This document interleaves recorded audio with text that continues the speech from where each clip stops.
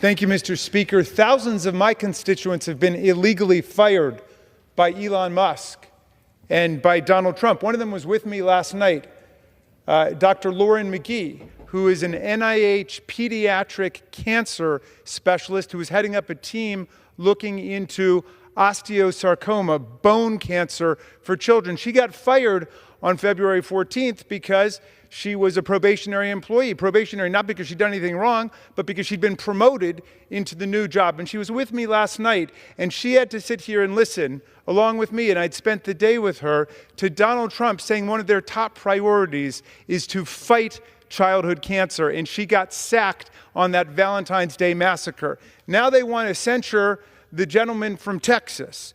Why? Because he challenged the president about his claim that he's got a mandate to cut Medicaid. And that's what the gentleman was trying to raise.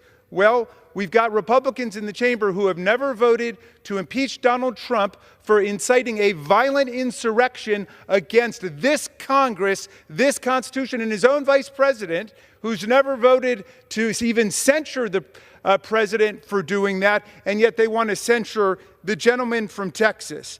Last night, Donald Trump, President Trump, called a U.S. Senator from Massachusetts Pocahontas, using an ethnic slur to go after her. So I assume that you really want to proceed to censure the gentleman from Texas for talking about no mandate to cut Medicaid, then certainly we're going to have to move to censure the president for using a racial and ethnic slur against a sitting United States senator. But I would prefer to stand by the tradition of free speech and even the tradition of heckling.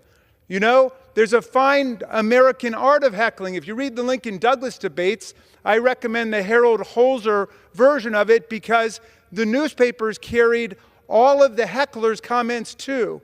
And people would get up and heckle, and Lincoln would interact with them, and Douglas would interact with them. The gentleman's recognized for additional 30. Let's stop clutching our pearls. There's been lots of heckling over on that side of the aisle. I saw the gentlelady from Georgia heckle the last president and have a whole heckling section there. We didn't try to censure them or kick them out of Congress or anything. We actually not only say we believe in free speech, we believe in free speech. And we will stand up for people's right to speak. Now, I don't believe in the kind of heckling where you drown somebody out and you make it impossible for them to speak. But the gentleman was trying to start a conversation as opposed to just being spoken to all night. Thank you.